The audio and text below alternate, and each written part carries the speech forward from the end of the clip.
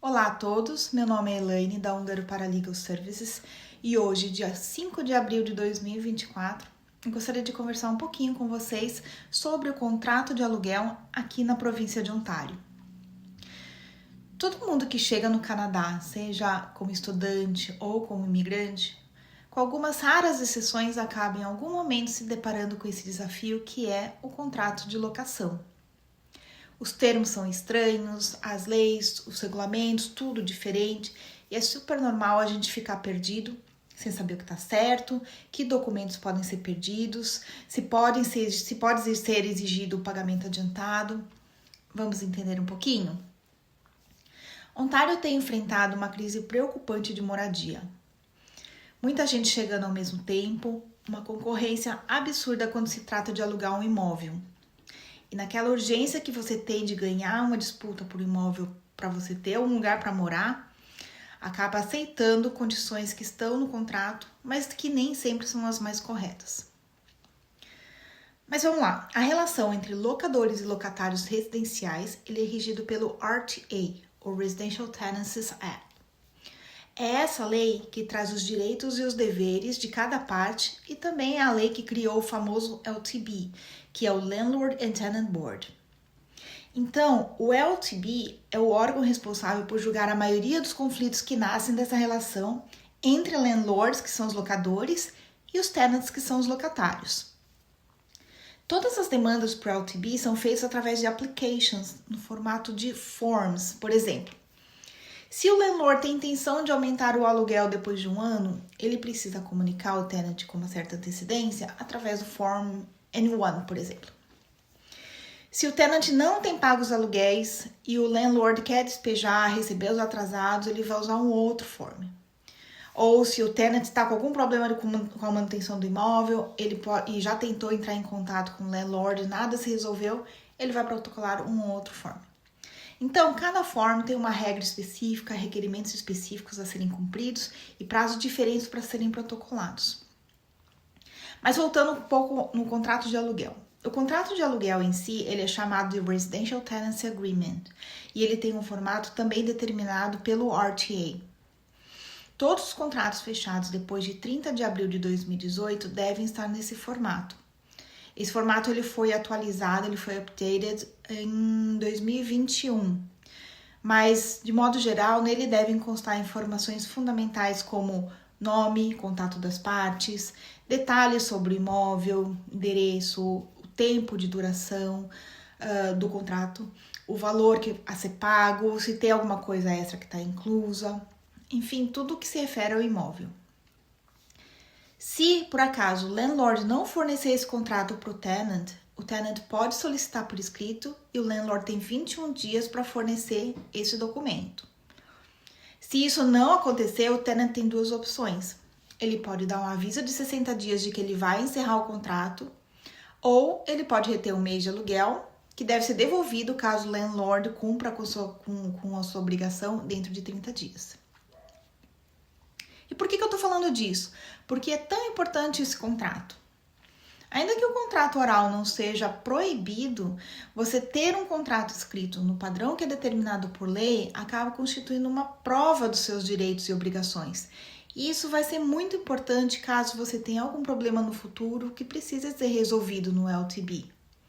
Provar alguma coisa que foi só apenas conversado, falado, é sempre mais complicado. E sobre as cláusulas, toda cláusula que entre em conflito com o RTA, ela pode sim ser considerada nula, como por exemplo, cláusulas que limitam ou retiram algum direito de alguma das partes, que exijam o pagamento de alguma taxa não autorizada pelo RTA, como por exemplo, o rent deposit maior do que 2 meses, ou que proíbam você de receber visitas. Aliás, uma dúvida frequente que eu recebo sobre esse rent deposit é se ele é legal. Pode o landlord pedir 6 meses de aluguel adiantado? O RTA determina que o landlord pode pedir o depósito no valor de 2 meses, que seriam referentes ao primeiro e ao último mês. Mas presta atenção, isso é diferente de você oferecer mais do que isso, como por exemplo 4 ou 6 meses adiantado, na tentativa de deixar a sua application mais competitiva, já que muitas vezes o recém-chegado não tem um credit score ou alguma referência para apresentar. Então sim, é ilegal o landlord pedir mais que 2 meses, mas verifique antes se não é vantagem para você tentar oferecer um pouco mais do que isso para deixar a sua application mais competitiva. E falando em cláusula, vamos falar da tal famosa cláusula de pets? Pode, não pode? O que acontece é que a cláusula proibindo pets no imóvel, ela é proibida pelo RTA. Então, se ela constar no seu contrato, o landlord não pode usar isso como uma desculpa para encerrar o seu contrato de locação, dizendo que você não honrou o contrato. Mas é óbvio que para fazer valer esse direito, esse contrato precisa existir, ou seja, ele precisa ser assinado antes. E antes de assinar o contrato, por causa da crise imobiliária que eu mencionei no começo, muitas vezes uma pessoa que está alugando, o landlord, ele vai receber várias aplicações de pessoas interessadas e pode se dar o luxo de escolher para quem que ele vai alugar. Por isso é tão comum numa aplicação o landlord pedir para você apresentar várias informações, credit score, referências, perguntar seu emprego, família, tudo. Ele, no entanto, não pode alugar, não pode negar alugar para alguém só porque ela tem pets ou porque ela tem crianças ou baseado em qualquer fator discriminatório listado na Ontario Human Rights Code. Mas ele pode negar, por exemplo, para fumantes. E ainda com relação a pets, o landlord pode sim conseguir te tirar do imóvel caso haja reclamações com relação a barulho, a segurança, risco à saúde ou que o animal esteja causando danos ao imóvel. E é importante lembrar que as regras com relação a condomínio. As regras do condomínio, por serem regidas por outra lei, a Condominium Act, ela pode sim proibir a presença de pets, bem como determinar número, tipo, tamanho. Ele só não vai poder restringir seu direito anterior, por exemplo.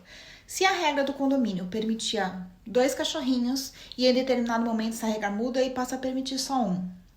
Quem já possuía 2 cães antes da mudança da regra vai poder manter os 2. Mas quem tinha apenas 1 não vai poder adquirir um outro e novos tenants também só vão poder ter um animal. Então, você tem alguma dúvida com relação a pets aqui em Ontário ou com relação a alguma outra cláusula no seu contrato de locação? Manda mensagem e eu tento responder assim que possível. Só lembrando, só um lembrete aqui, nada do que foi falado aqui deve ser considerado como legal advice e nem como verdade absoluta, já que no common law, que é o sistema jurídico de Ontário, as decisões têm uma relevância maior e os entendimentos dos tribunais se alteram com uma certa frequência. Então, o que eu falei hoje pode estar atualizado, desatualizado, dependendo de quando você estiver assistindo. Até o próximo vídeo.